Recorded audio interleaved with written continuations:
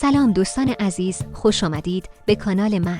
امروز با یک فال عشق خاص در خدمت شما هستم. من میدونم که خیلی از شما در زندگی خودتون با سوالات زیادی در مورد عشق مواجه هستید. سوالاتی مثل آیا عشقی که دارم واقعی است؟ آیا احساساتم با عشق طرف مقابل همخوانی داره؟ آیا شخصی که به دنبال رابطه با اون هستم آینده خوبی با من خواهد داشت؟ در این فاله قراره به این سوالات و بسیاری از سوالات دیگه پاسخ بدیم. اما قبل از شروع از شما میخواهم که لحظه‌ای به قلبتون گوش بدید و به احساسات درونیتون توجه کنید. فال عشق همیشه به شما کمک میکنه تا بهتر خودتون رو بشناسید و عشق واقعی رو به سمت خودتون جذب کنید.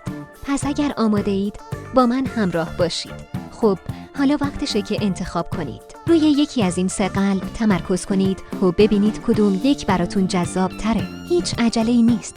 فقط گوش بدید به حس درونیتون. گروه اول، قلب قرمز برای کسانی که عشق‌های پرشور و هیجان انگیز رو تجربه کردن. گروه دوم، قلب آبی برای کسانی که دنبال آرامش و ثبات در رابطه‌شون هستند. گروه سوم، قلب طلایی برای کسانی که به دنبال یک عشق پایدار و معنادار هستند. پس تصمیمتون رو بگیرید و به آن قلبی که انتخاب کردید فکر کنید. بگذارید این حس درونیتون شما رو راهنمایی کنه. حالا که انتخاب کردید، بیایید ببینیم چه فالهایی برای شما در نظر گرفته شده است. 1. فال گروه اول، قلب قرمز. اگر قلب قرمز رو انتخاب کردید، گذشته.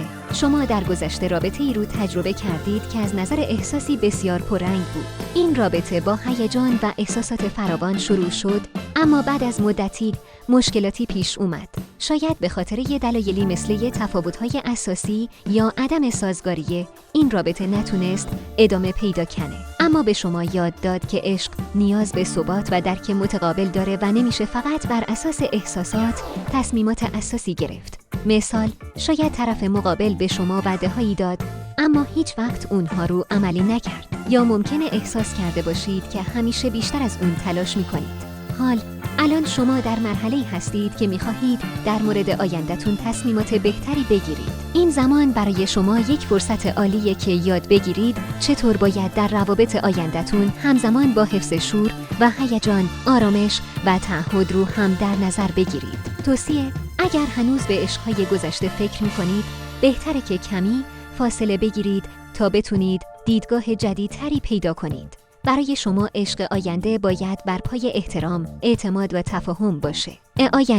در آینده نزدیک شما با کسی آشنا میشید که نه تنها شما رو درک میکنه بلکه شما رو به چالش میکشه که خود واقعیتون باشید. این رابطه پتانسیل این رو داره که به یک رابطه عمیق و پایداری تبدیل بشه، به شرطی که بتونید گذشته رو رها کنید و به این رابطه جدید اعتماد کنید. نشانه ها: شاید در هفته‌های آینده با کسی روبرو بشید که ویژگی‌های زیادی مشابه شخصی داره که قبلاً در زندگی شما بود اما با تفاوت‌های مثبت. 2. فال گروه دوم، قلب آبی. اگر قلب آبی رو انتخاب کردید، فال شما اینطور خواهد بود: گذشته. شما در گذشته احساس می‌کنید که در یک رابطه بیشتر از چیزی که به شما داده می‌شده از خودگذشتگی داشتید. عشق‌های گذشته شما شاید بر اساس امید و آرزوهای بزرگ بوده، اما واقعیت‌ها نشان داد که شاید چیزی که نیاز داشتید بیشتر از محبت، درک و همراهی بود. مثال، شاید در یک رابطه درگیر شده باشید که همیشه نیاز داشتید طرف مقابل بیشتر به شما توجه کنه، اما احساس کردید که به جای عشق تنها وابستگی به وجود اومده.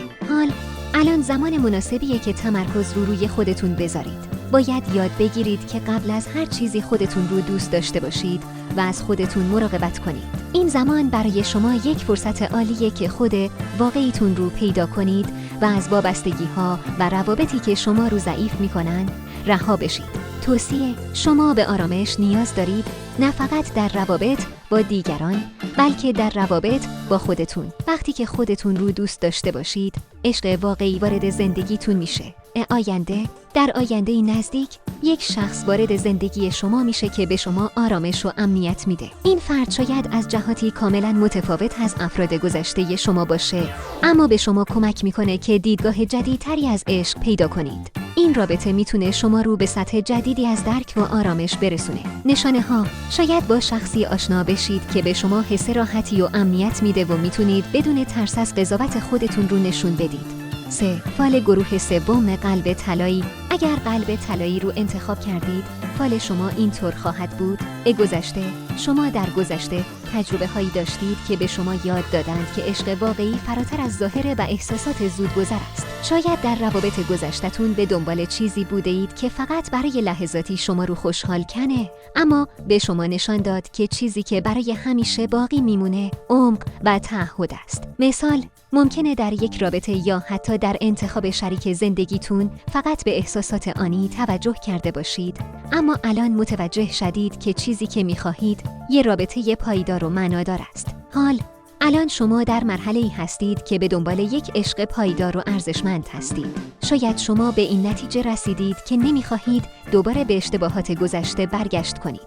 این زمان شروع یک سفر جدید در قلب شماست. توصیه: برای جذب عشق واقعی باید خودتون رو کامل قبول کنید. زمانی که خودتون رو در آغوش میگیرید، کسی وارد زندگیتون میشه که به شما احترام میذاره و شما رو همونطور که هستید میپذیره. در آینده‌ای نزدیک شما با شخصی آشنا میشید که به شما احساس آرامش و امنیت میده. این فرد به شما کمک میکنه که به خودتون و توانایی‌هایتون بیشتر اعتماد کنید و در نهایت به رابطه‌ای پایداری برسید. نشانه‌ها: شاید در هفته‌های آینده نشانه‌هایی از یک عشق جدید پیدا کنید. ممکنه فردی رو ملاقات کنید که احساس می‌کنید از مدت‌ها پیش می‌شناسید و این حس آشنایی به شما اطمینان میده که عشق واقعی در انتظارتونه. جمع‌بندی و پایان. خب دوستان عزیز، این فال عشق امروز ما بود. یادتون باشه که عشق یک مسیر پر از پیچیدگی و زیباییه، اما همیشه به یاد داشته باشید که عشق واقعی از درون شما شروع میشه. از خودتون مراقبت کنید، به احساسات و نیازهای درونیتون توجه کنید و عشق رو به زندگی خودتون جذب کنید. اگر از این ویدیو لذت بردید، حتما لایک کنید و کانال رو دنبال کنید. اگر میخواهید تجربیاتون رو با من به اشتراک بذارید، حتما در کامنت ها بنویسید که کدوم قلب رو انتخاب کردید و فال شما چطور بود. تا ویدیوی بعدی، مراقب قلب‌های زیباتون باشید.